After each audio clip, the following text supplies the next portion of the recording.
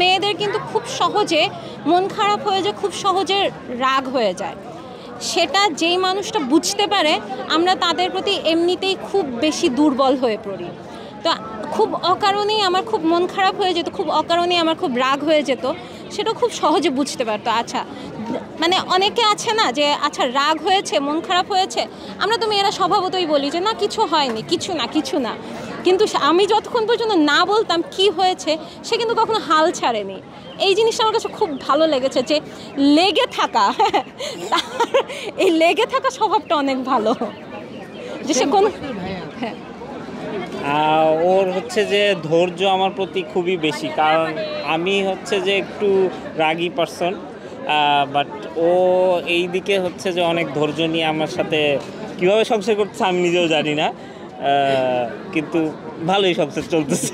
তবে আমরা ধরে নিব আল্লাহর রহমত আছে। ইনশাআল্লাহ, আলহামদুলিল্লাহ, অবশ্যই আছে। আপনার কাছে একই প্রশ্ন, ভালোবাসার সংজ্ঞা, ভাইয়ার কাছে ভালোবাসার সংজ্ঞাটা কি? ভালোবাসার সংজ্ঞা, ভালোবাসার তো সেভাবে করে কখনো কোনো সংজ্ঞা হয় না, বাট ডেফিনেশন মানে আমরা যেটাকে বলতে পারি ডেফিনেশন হয় না। কারণ ভালোবাসা, আমার বাবার প্রতিও ভালোবাসাটা ভালোবাসা, আমার স্বামীর প্রতি ভালোবাসাও ভালোবাসা, আমার বোন মায়ের প্রতিও ভালোবাসা, মানে প্রত্যেকটা ভালোবাসা আলাদা আলাদা।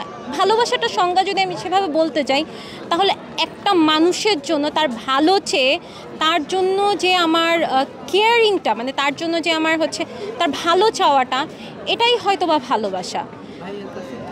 আমার কাছে ভালোবাসার সংজ্ঞা বলতে যে হচ্ছে যে আপনার খারাপ সময় এবং ভালো সময় দুই সময়ই মানে অটুটভাবে থেকে থাকতে পারবে। কারণ হচ্ছে যে অনেকেই সবসময় ভালো সময় থাকে, বাট খারাপ সময় হলেই তারা হচ্ছে যে পিছু হটে যাওয়ার মতো চলে যায়।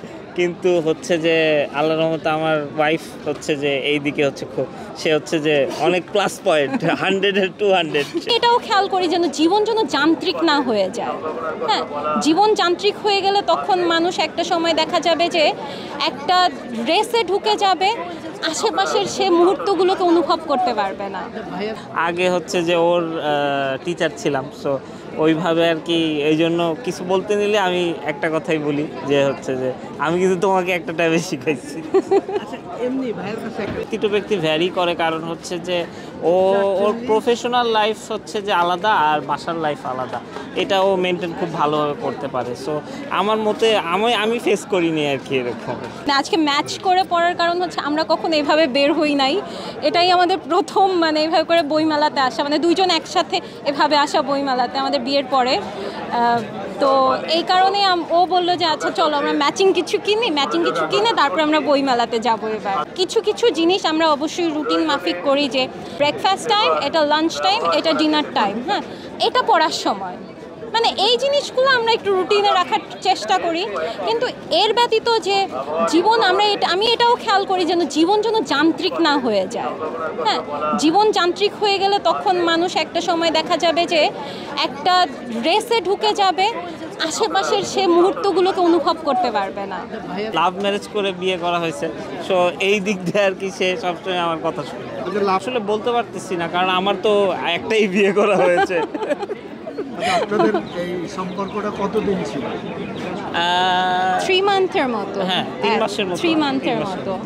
হ্যাঁ, মানে ও যখন আমার সাথে প্রথম কথা শুরু হয় তখনই ও হচ্ছে মানে কথা বলে কিছুতে আমি যখন একটু বুঝতে পারি যে ও হচ্ছে ওই টাইপের কথা বলার মানে ওই দিকে আগানোর চেষ্টা করছে, তখন আমি বলি যে আচ্ছা আমার কিন্তু হচ্ছে বিয়ের বয়স হয়েছে, আমার বাসা থেকে কিন্তু বিয়ে দিতে চাচ্ছে, তো আপনি যদি কথা বলেন সেভাবে আমার সাথে কথা বলবেন, আদারওয়াইজ শুধু আমারও সময় নষ্ট করবেন না, আপনারও সময় নষ্ট করবেন না।